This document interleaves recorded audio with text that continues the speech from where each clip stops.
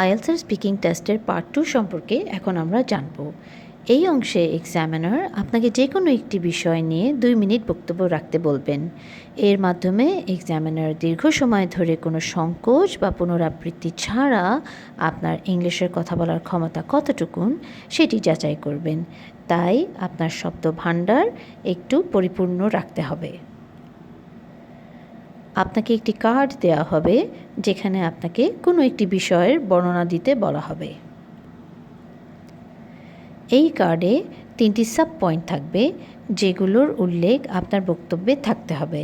মূলত এই পয়েন্টসগুলো আপনার টপিকের নির্দেশিকা হিসেবে কাজ করবে এবং এগুলোর উপর ভিত্তি করেই আপনার বক্তব্য দিলে আপনার উত্তরটি সঠিক হবে।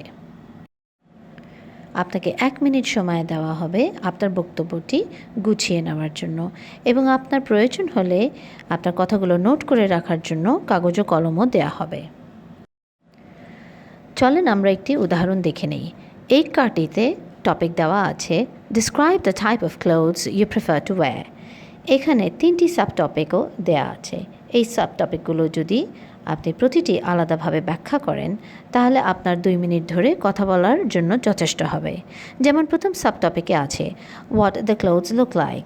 এই পয়েন্টে আপনি বিবরণ দিবেন আপনি যে কাপড় পছন্দ করেন, যেই ধরনের কাপড় পরা পছন্দ করেন সেগুলো দেখতে কেমন, অর্থাৎ সেটার কালার কেমন, সেটার ডিজাইন কেমন, সেটার ফ্যাব্রিক কেমন। ইংলিশে এই উত্তরটা কিছুটা এরকম। দ্বিতীয় সাব পয়েন্ট হলো when you prefer to wear it।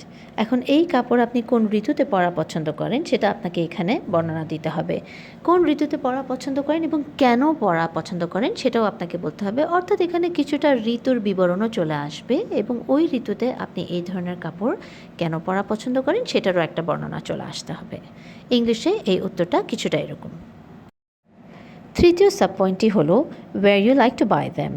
এই প্রসঙ্গে আপনি বলতে পারেন যে এই যে কাপড়গুলো আপনি পছন্দ করেন বা যে পোশাকটা আপনার প্রিয় সেই ধরনের কাপড় আপনি কোথায় থেকে কেনা পছন্দ করেন, সেখানে দোকানের বিবরণ, মার্কেটের বর্ণনা সবই চলে আসতে হবে এবং ইংরেজিতে এই উত্তরটা হবে কিছুটা এরকম।